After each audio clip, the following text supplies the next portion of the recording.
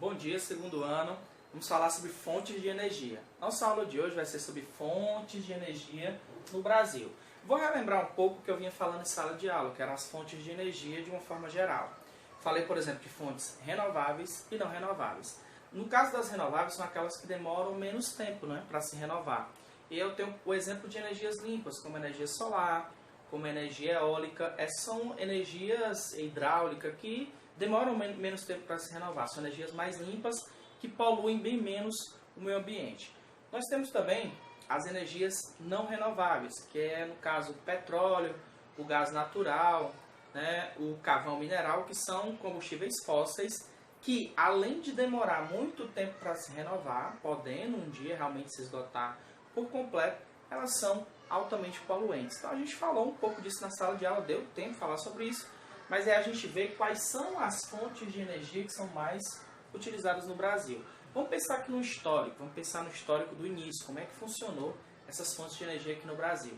Então eu tenho, até meados do século XX, a queima da lenha e do carvão vegetal representava 50% do consumo energético do país. Claro, o Brasil era agrário, exportador, e eu tinha, por exemplo, o recurso da Mata Atlântica para eu poder retirar lenha, para fazer, logicamente, a queima dessa lenha. Então, eu tinha no começo aí do Brasil, no século XX, eu tinha o uso de energia de queima de lenha e de queima do carvão vegetal. É claro que isso foi mudando. Por quê? Porque eu tenho um aumento populacional, eu tenho urbanização e, logicamente, que há um aumento de demanda energética. Quanto mais pessoas, mais energia eu vou ter que usar. E aí o Brasil mudou um pouco a sua forma de pensar. E aí eu tenho, por exemplo, o presidente Getúlio Vargas, em 1939, iniciou a exploração do petróleo, lá numa região de Salvador. O primeiro poço do Brasil de busca de petróleo foi em Salvador, numa região próxima de Salvador. Em 1953, o Brasil criou a Petrobras, conhecida Petrobras, uma das maiores empresas do país, e o Brasil trabalhava aí com a questão do petróleo, como uma das suas principais fontes de energia. Na década de 70, há uma crise do petróleo. Esse foi um grande problema no Brasil, porque o Brasil utilizava essa fonte de energia, o petróleo. Mas o Brasil ele só conseguia abastecer internamente com a Petrobras 20% da sua população. Então ele tinha que comprar petróleo de fora. E aí o que foi que aconteceu? Fora, nós tivemos uma crise no mundo de abastecimento, então eu tinha um preço elevado e a importação estava muito cara. Então como é que o Brasil ia fazer para ter petróleo naquela época? Ficou muito caro. Então a gente pensou o quê? A gente vai ter que diversificar a nossa produção energética, porque nós tínhamos uma dependência de petróleo, tínhamos que comprar, e aí o Brasil parou e pensou, não, vamos pensar em outras fontes de energia, fontes alternativas, para que a gente não dependa do mercado externo. Então, pessoal, vamos lá. Como é que foi feita a distribuição da matriz energética do Brasil? Como é que ela se encontra hoje em 2019?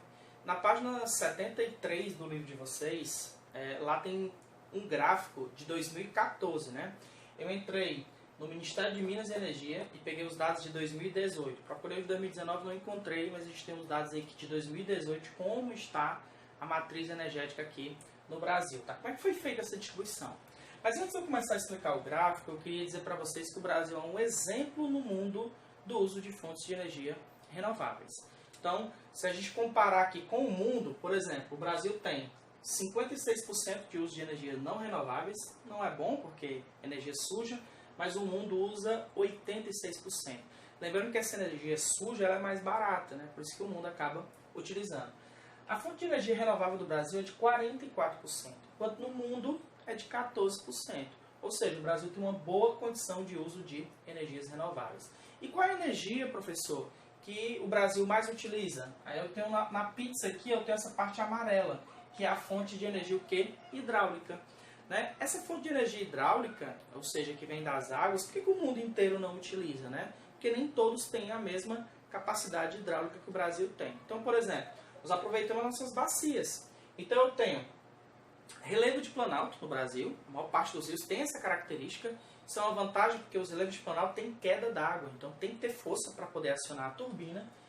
Nós temos clima úmido em grande parte do país, ou seja, a gente tem uma boa quantidade de chuva, então a gente consegue ter uma boa quantidade de energia hidráulica. Quais são as que se destacam, as bacias que se destacam no Brasil? Bacia do Paraná, onde eu tenho a usina de Itaipu, que é a de maior produção hidroelétrica do mundo, né? Então ela tem a maior produção, ela é uma binacional, ela não está só no Brasil, é Brasil e Paraguai, mas ela consegue aí ter uma grande produção. Bacia Amazônica e Bacia do Tocantins-Araguaia. Como eu tinha dito, 66,6% de toda a produção de energia do Brasil vem de fonte hidráulica. Segundo ponto, nós temos a biomassa.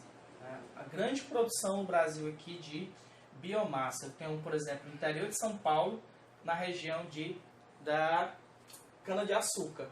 O que seria essa biomassa? Por exemplo, queima do bagaço da cana, refino do açúcar para fazer o etanol. Eu tenho o milho, o Brasil não utiliza muito milho, os Estados Unidos usa bastante o milho. Né? Por que a gente não usa? Porque é uma fonte também de alimento. Né? Eu tenho biodiesel, aqui no Brasil também, feito de biomassa, e eu tenho o carvão vegetal. Isso corresponde a 8,5% de toda a produção no Brasil. Eu tenho energia eólica, que cresceu bastante nos últimos tempos, e ela, logicamente, a gente utiliza muito aí no litoral do Nordeste, por conta dos ventos muito fortes. Principalmente na região do Rio Grande do Norte, do Ceará e de Pernambuco. Por conta de quê, professor? Por conta dos ventos alísios do Nordeste, 7,6%. Alguns especialistas do Brasil colocam que a energia eólica, ainda em 2020, deve ultrapassar a biomassa. Deve ser a energia segunda fonte de energia mais utilizada no país. Eu tenho energia solar, também no litoral nordestino, aproveitando aqui o nosso sol tão forte, que é só 0,5% de uso, mas está se estendendo, nós estamos começando a utilizar essa energia solar também, chamada de energia fotovoltaica. Lembrando que essas energias limpas, principalmente eólica e solar, são energias mais caras, por isso que o mundo muitas vezes acaba não utilizando. Então, as outras fontes que nós utilizamos, né, nesse caso agora são as não renováveis, nós temos petróleo e seus derivados, né? Então, por exemplo, querosene é um dos derivados do petróleo. Nós temos geralmente onde é que eu encontro petróleo no Brasil? Bacia de Campos, no Espírito Santo, uma camada de pós-sal, acima do sal. Essa camada ela é uma camada menos antiga.